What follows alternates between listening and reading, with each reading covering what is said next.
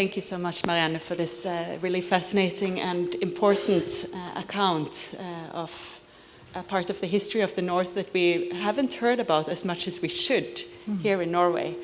So I think it's a very important conversation that we are having here today, and that we will continue with Hilde Methi, curator, and artist Kristin Tårnesvik right now. So Marianne will stay on stage, and Hilde and Kristin will join. So we have to do a little bit of a rig, and I will speak while that happens.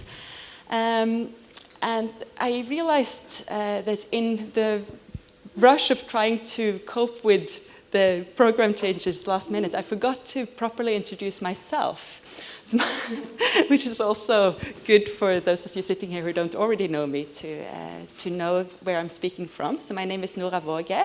I'm lead researcher at NOBA, Norwegian Bioart Arena, and a philosopher and scholar of art and media studies, working mainly at NTNU. So I come in here for events, and I also work in the Anthropogenic Soils project, leading the part that is responsible for art and how to experience the soil through art.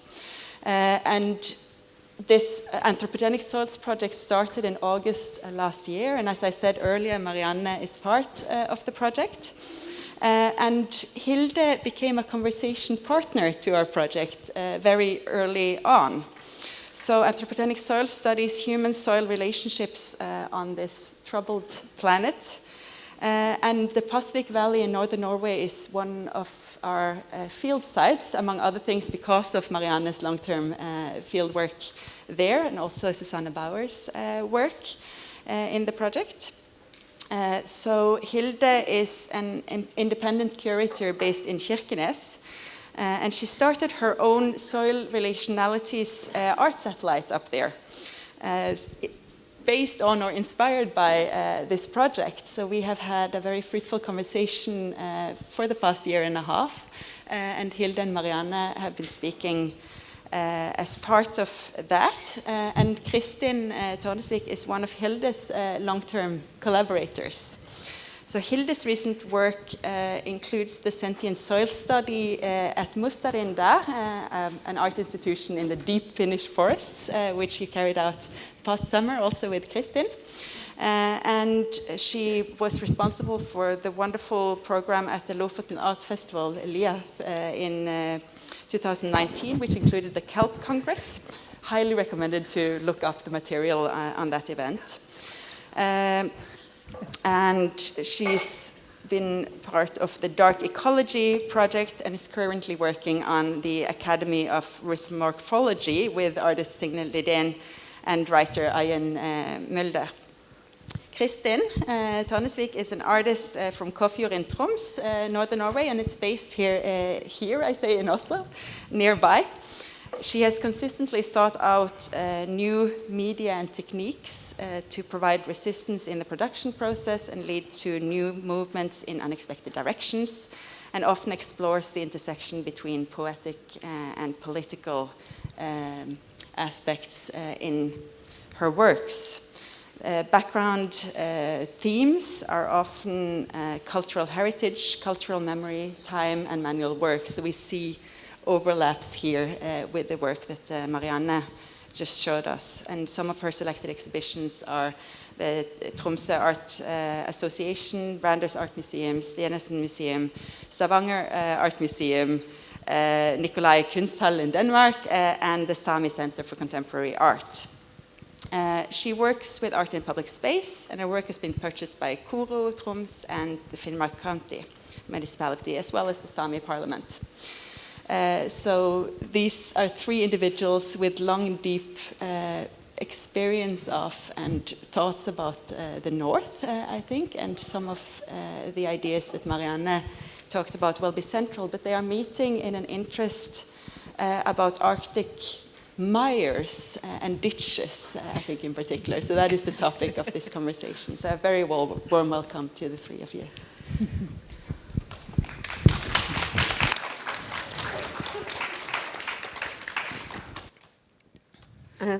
Thank you so much, Nora, for this nice introduction, I mean.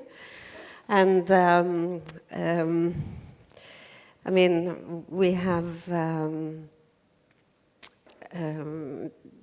kind of started to look into how we can work together on this Anthropogenic Soils project, and I was so happy that the project has Sør-Varanger municipality, where I live, as a prime kind of, or one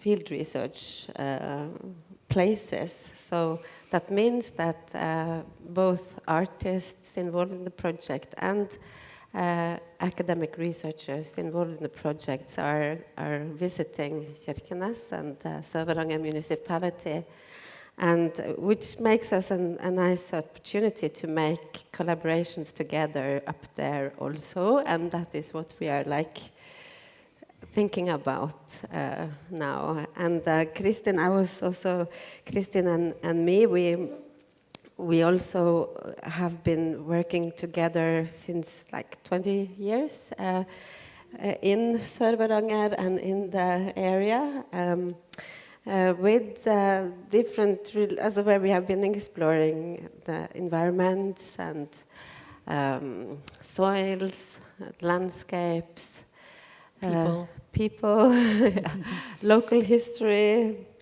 So there are these, also with the introduction, or like becoming, or knowing you, was also such a nice a meeting, I think. And we were talking that let's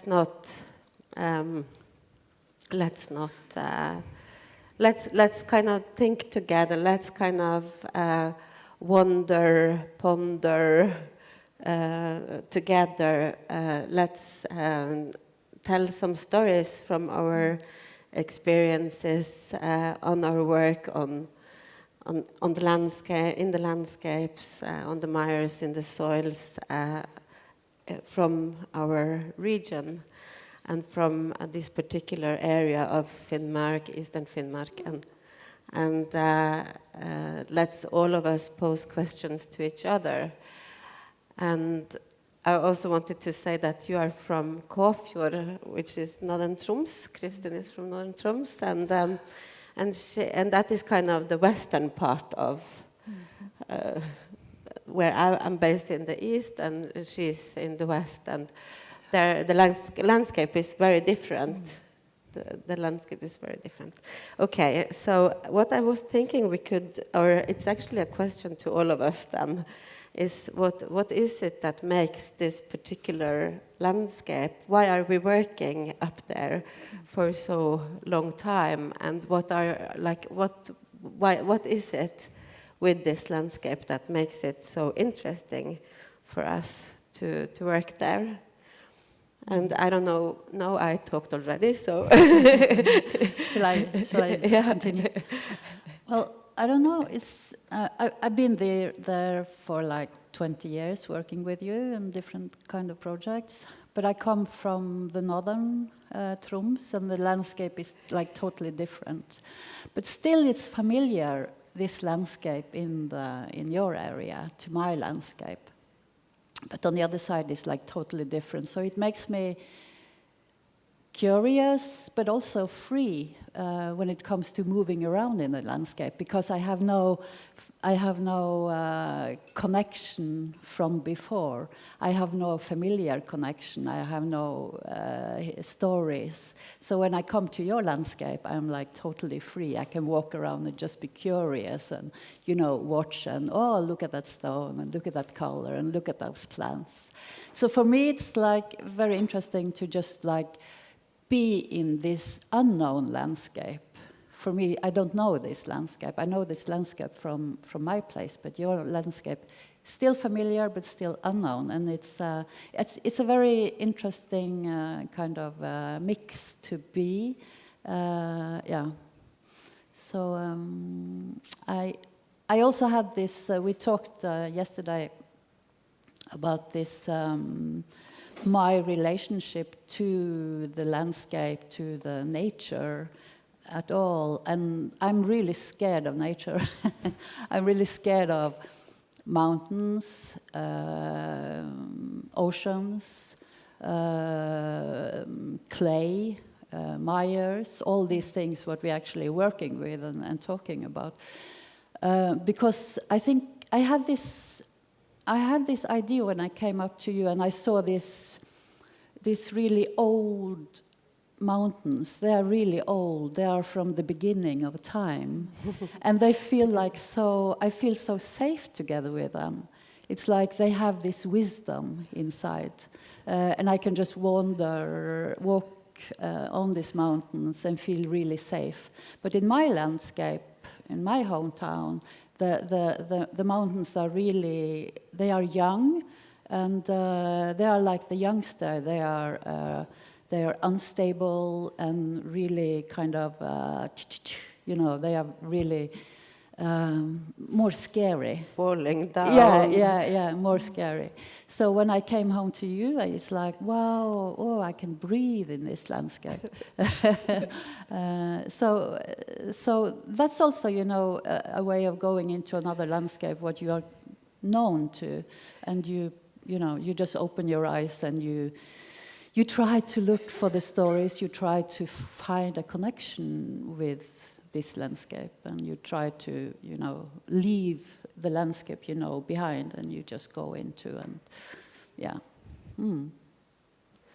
Is it, do you understand what I'm talking about? Yeah, I was also thinking about this, because we have this very rounded mountains you have this very dangerous, and our mountains are kind of friendly. I think they're 2.8 billion, so they're like the oldest mountains, kind of part of this really old bedrock, and a lot of these huge round stones, and also this grayness that kind of looks like lichens in a way, or like this ur. Yeah, so and that was also, so it's like some softness to it. Very. Yeah. That's so interesting to hear. I think it's interesting that you picked up on being afraid of landscapes or being afraid of things, because I think we often don't talk so much about it. But when you said that, I thought, yes, I'm also very afraid of this landscape sometimes. I mean, I'm afraid. I don't think I'm very afraid. I just think I'm reasonable. Maybe I'm a little timid in some ways as a person, but I know that they can kill me quickly. I can die here, right? If I don't find my way back, it's like boom, finish. Yeah. It's not, but that's not what attracts me to it. It is something about that. In one sense, I'm very familiar with southern mountains, Hardangervidda. I have been a lot of time in my childhood, and in some ways, when you come there as a southerner, what you see is Hardangervidda going all the way down to the sea. That's the superficial sense of Finnmark for some people like me.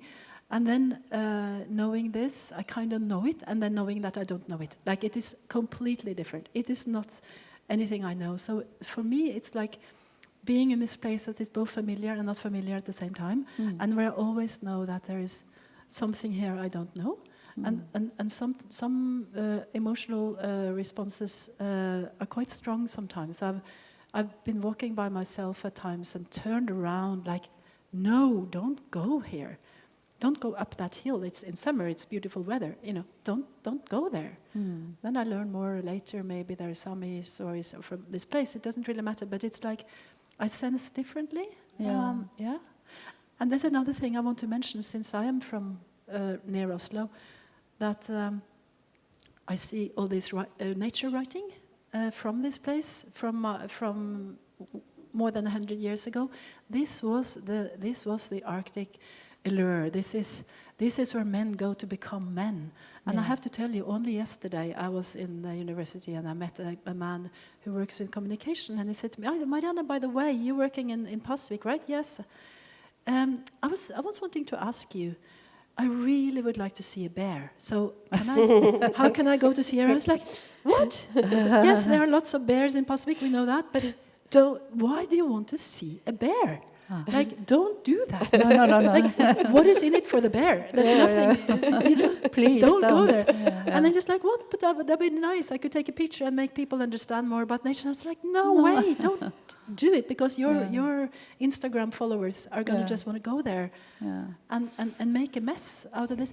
And I see more and more. We have to really relearn how to think about nature in the south. Norway, it's not for us to be a playground. It's for other people who know this place. And I've learned from the Sami interlocutors I also have here how the landscape is constantly, you know, the mess with the Finnmarksløp and all that stuff. You know, it's a mess for the reindeer herders. So many things we like, kiters, you know. We like to do things that it doesn't belong. So I try to go very carefully. But I think I had, from my childhood, I learned to be afraid, or you know, to be careful, maybe too careful. And it was always these stories about if you go to that river, there will be a monster coming, you know. And if you go to these places, specific places, it's really dangerous. They eat children, or they steal children, or whatever. So as a child, you learn to have respect for certain places, and you don't go there. But maybe, and still I have this kind of, okay, it's like when we have been talking about bears, when we have been in Finland last summer or this summer, and this area is like filled with, there are so many bears there. And she always wants to go, you know, in the forest for a walk. And I'm like, well, what if we could meet a bear, you know, we could meet a bear. And she's like, no, there's no problem. And we actually met one. Really? Yeah. But we sat in the car. But still, it was like, it was standing, it was safe going distance. Up on his 2 feet, and it was standing like this, you know, not far away from us. And it was like, okay, I don't want to meet that because. So to have like this respect for and that it's not my territory, actually. I'm a guest in this territory, so be careful. But this is, I think, very logical and kind of nice way as a way, or not you know, I don't think one necessarily should need to feel afraid, but this kind of that you have to, it's like a love to nature, but it's also respect, because it is kind of, this is how we are brought up. I mean, you don't swim out in the sea, you swim in, maybe, or Now, I must also say with this link to these mires or marshes, or that I got very fascinated also with these ditches and this digging and learning about like when it gets so material in a way, when you look at these sheets of paper where there are notes of how many tools, how much payment did I get, and we have also been studying a little bit before these palsa mires, which are these pingos that are very particular for the regions where I'm based, and these are they look really strange. They look like like soil or like earth or peat turned inside out, or like earth turned inside out, and it's like this flat land, and then it would be like this mountain on top of it, like on Bøttemyra, for instance. We talked about it, and it's this mountain of peat that is kind of, and under it is, when we were there the first time 8 years ago on Bøttemyra, we were there together with Morten Torgersrud, who is a photographer. And he actually brought a lens with him, and he was talking about this peat or this palsa,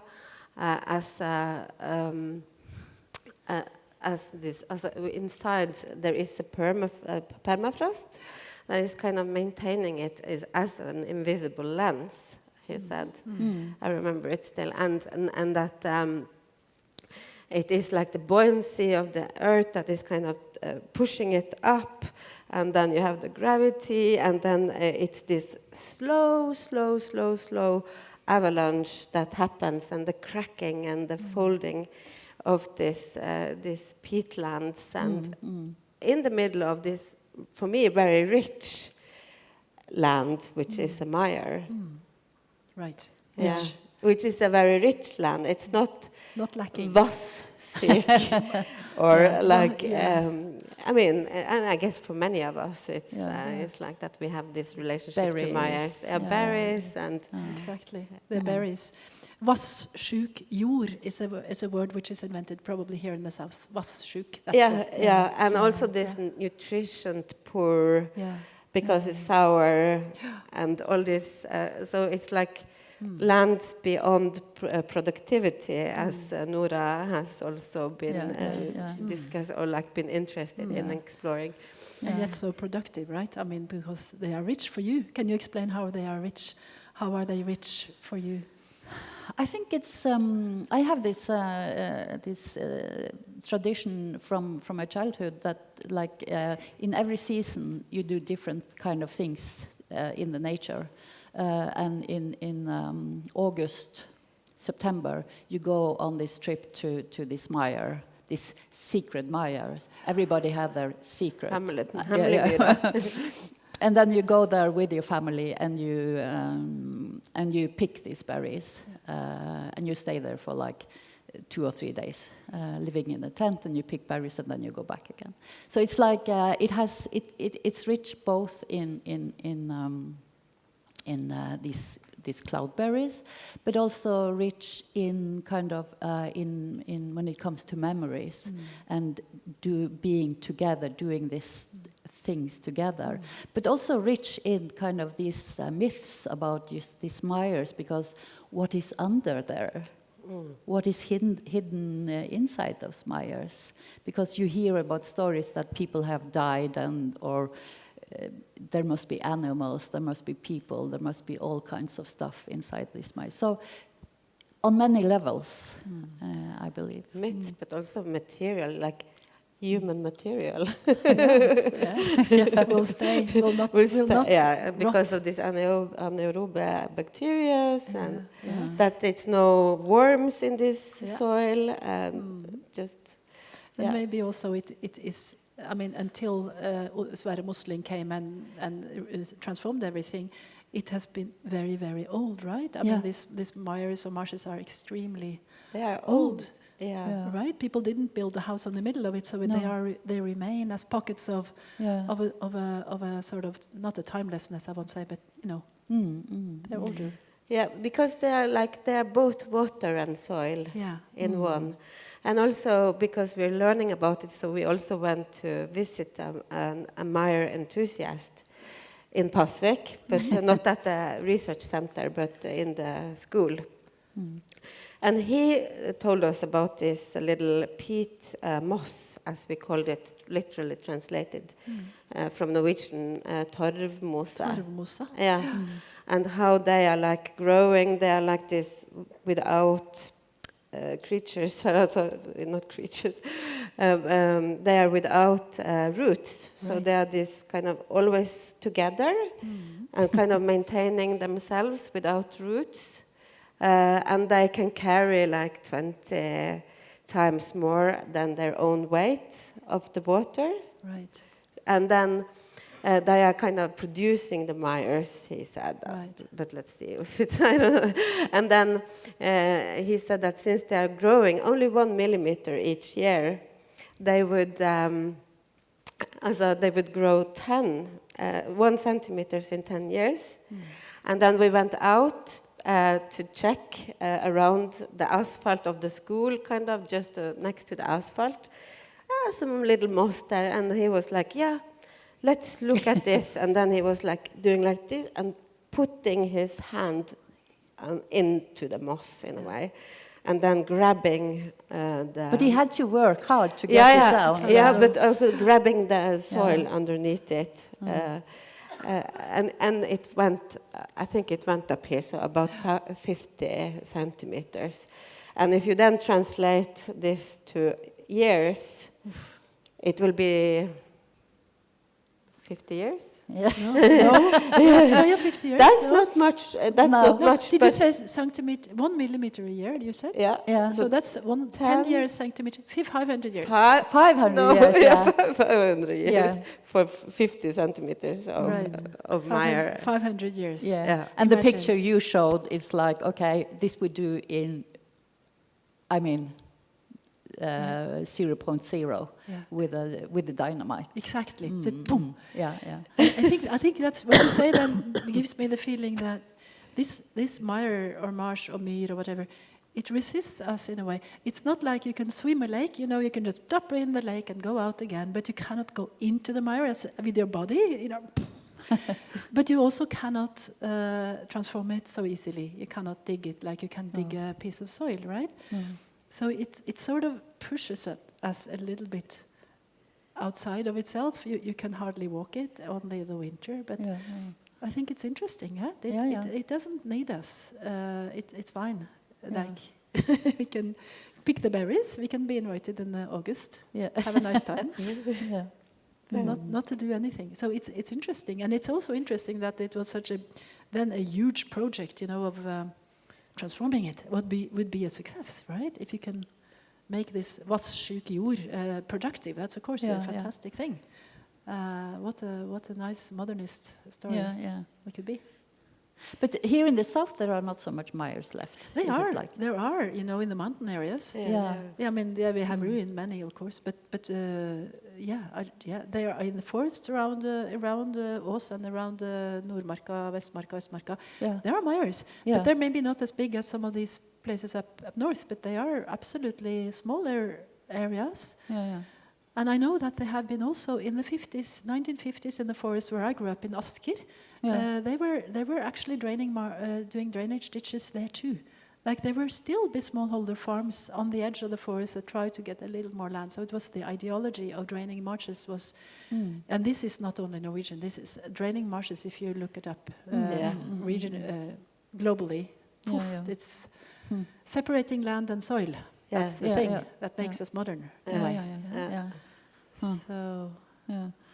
I mean, separating, what am I saying? Water and soil. Separating what, making things either wet or dry, but not like not in But between. you had this nice idea yesterday about, you know, this, that actually the mires is like with the water. Yeah, because I was just having this kind of image that actually, because what this ditching, like the ditches and drains and drainage, that we're draining all these mires, and there are these ditches that are dug and very quickly to like 500 years we said now to kind of change it in a way and destroy it, and then that actually those these marshes or mires are drainages of the earth. Yes. So because they are like taking, if it's a lot of rain, they can kind of digest it or take care of it so that it's not flooding. And like also, for instance, in Netherlands, where the land is so low, where you need these dikes to kind of protect you from the sea. It's also because Netherlands has taken away all the mires. Yes. so many coastal regions of the world are now struggling, I think, with flood. I have a colleague who's worked in Bangladesh on the same way, where the English came and they of course tried to make a separation because it was all this useless land where there was malaria and all sorts of things, you know, with wet and mosquitoes and no. Make it a nice line or something. Line. Maybe we have to end. Yeah, okay. Yes, so I think this is a good point in which to open it up to the audience. So we still have 5 to 10 minutes, I would say, for you to talk, but I suspect there might be comments and questions from the audience. Maybe that's a nice way of bringing in, to start a conversation Yes. between us. even more widely. So I will walk around with the microphone. Please put your hand up if you have questions or comments. Yeah. Elise was quicker. Hello. Oh, good morning. Just for maybe clarification, how do I understand what is a land, what is a landscape, what is soil? And coming from the west coast of Rogaland, I was raised by the ocean. There is a tradition with using marshland for burning. Mm-hmm. I was curious if this is also evident up north. Are you saying using marshlands on some brenne torv and to cut it out and then burn it? Yeah. Yeah, I don't know. Well, that was used a lot in some parts of the coastal Finnmark as well. So they have cut out and burned it. And also I know in Shetland they do it a lot. They used it a lot for energy, like for energy. When there are no trees. Yeah. And I mean, that is also an industry still.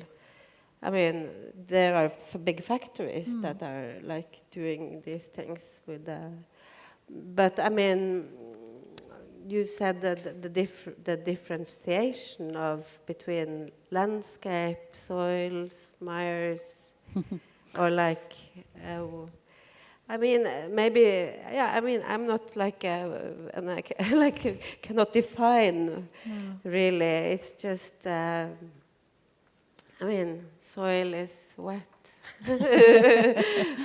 In organic matter, biological matter, particles from minerals. I mean, and that is also in mires and no, I don't. The specific definitions we don't know.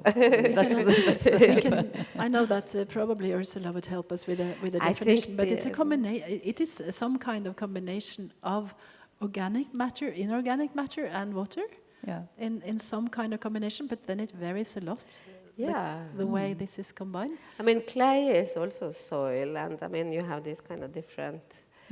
As a clay, let's not go. But I guess the question, one response to the question is to say that we have perhaps all learned to think in clear categories, and when we are working with these materials from our different perspectives, we learn also to be challenged in those categories, and to be maybe more curious about the way they don't really fit any words. Maybe there are no proper words. Maybe we just need to explore those interfaces and be more open to that, perhaps. Does it make sense to you? Yeah. I think land is also everything that we step on in a sense, and soil is so much of that according to that definition of organic and inorganic material. But we also tend to think, at least in mainstream usage, of soil as being the good soil that we grow things out of, right? So that is the interesting thing about this conversation, that we're talking about other kinds of soil that resists that kind of definition. Yeah.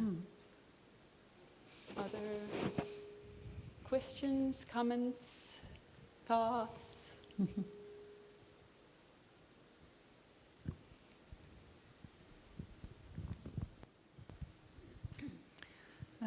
I find it very interesting with the wetlands and the fact that the biggest carbon storage are in those 1 centimeters very slowly growing moss and roots. And I think it's a very important question how we interact with the nature for the future. Do you have something?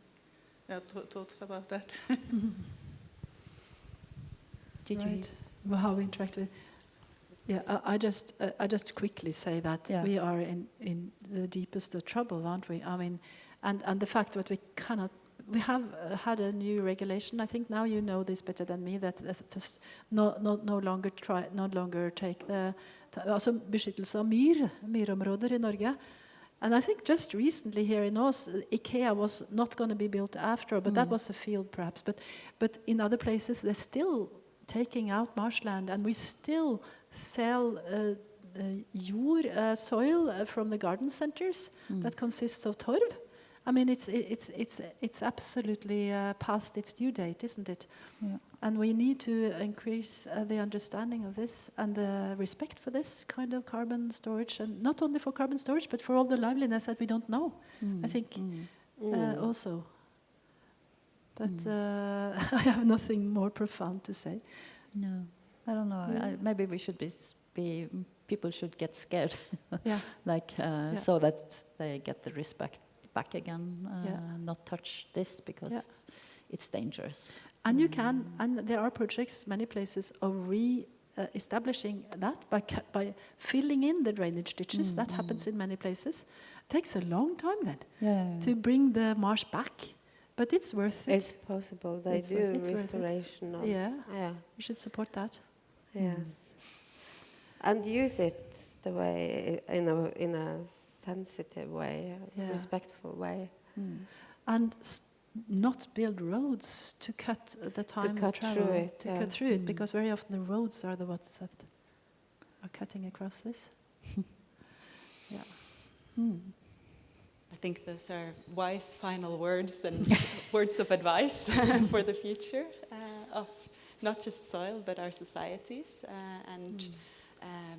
We have been focusing now on the soils of the far north, and we will be moving sort of gradually southwards. So in the next, we will now have a break for about 15 minutes until 11:05. So please grab coffee and tea, relax, chat, and so on. And then we will continue with the presentation and art event by Maria Wiftrup, who is responsible for a project that seeks to train our sense of soil. Do we have a particular sense of soil, she is asking.